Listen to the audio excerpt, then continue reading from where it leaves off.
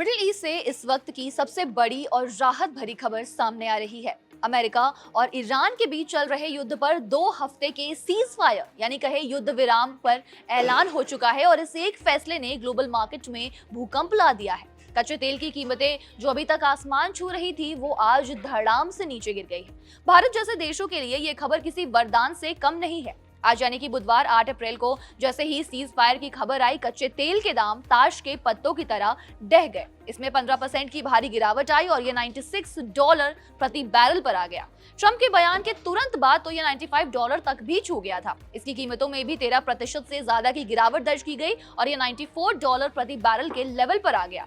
सोचिए, जंग की शुरुआत से अब तक कीमतें लगभग दोगुनी हो चुकी थी, लेकिन आज की गिरावट ने बाजार को बड़ी सांस दी है। तो आखिर ये चमत्कार हुआ कैसे?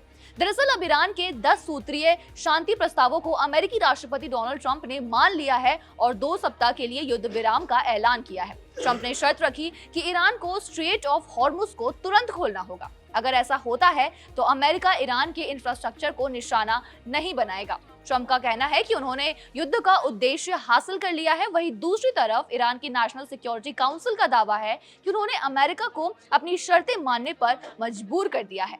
अब भारत के लिए ये खबर सबसे ज्यादा महत्वपूर्ण भला क्यों है, वो भी समझते हैं। स्ट्रेट ऑफ हॉर्मुज बंद होने से भारत में तेल और गैस की सप्लाई लगभग ठप हो गई थी। भारतीय झंडे वाले कई जहाज वहां फंसे हुए थे जो अब वापस आ सकेंगे। कच्चे तेल के दाम बढ़ने से डॉलर मजबूत हो रहा था और रुपया लगातार गिर रहा था, जिससे आर्थिक संकट बढ़ रहा था। अब रुपया फिर से संभल सकता है। एक तरफ तो अमेरिकी राष्ट्रपति डोनाल्ड ट्रंप ये कह रहे हैं कि उन्होंने ईरान पर युद्ध का उद्देश्य लगभग हासिल कर लिया है, वहीं दूसरी तरफ ईरान की तरफ से सुप्रीम नेशनल सिक्योरिटी काउंसिल का कहना है कि उन्होंने अमेरिका को अपनी शर्तों को मानने के लिए मजबूर कर दिया है। ईरान के विदेश मंत्री सैयद अब्बास अरागची ने स्ट्रेट ऑफ हॉर्मुज ओपन करने पर कहा, ईरान की सेना इस मार्ग में सुरक्षा पर नजर रखेगी। हालांकि ईरान की तरफ से इससे पहले भी ये कहा जा चुका है कि भारत सहित बाकी सभी मित्र देशों के लिए उन्होंने इस मार्ग को बंद नहीं किया है।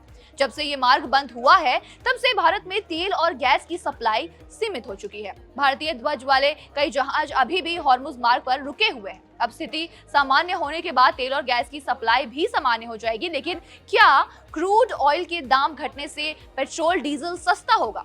दरअसल इसकी संभावना बेहद कम है, क्योंकि कच्चा तेल महंगा होने पर सरकार ने इनके दाम नहीं बढ़ाए थे। वैश्विक स्तर पर ईंधन की बढ़ती कीमतों के असर को कम करने के लिए भारत सरकार ने पेट्रोल पर लगने वाली खास एक्साइज ड्यूटी में 10 प्रति लीटर और डीजल पर 10 प्रति लीटर की कटौती की थी। इस कटौती के बाद ये ड्यूटी रेस्पेक्टिवली ₹3 प्रति लीटर और शून्य हो गई थी। इस कदम का मकसद तेल मार्केटिंग कंपनियां यानी कहे कि ओएमसीज को नुकसान से निपटने में मदद करना है और खुदरा कीमतों को स्थिर बनाए रखना था। लेकिन हाँ, एलपीजी के दाम जरूर घट सकते हैं, क्योंकि पिछले महीने 14.2 किलो वाले घरेलू एलपीजी सिलेंडर पर ₹60 बढ़ाए गए थे। ऐसा पश्चिम एशिया में चल रहे संघर्ष के कारण वैश्विक ऊर्जा कीमतों में हुई बढ़ोतरी के चलते किया गया था। लेकिन वही कमर्शियल एलपीजी सिलेंडर के दाम 1 अप्रैल से दिल्ली में ₹195.50 बढ़ाए गए थे।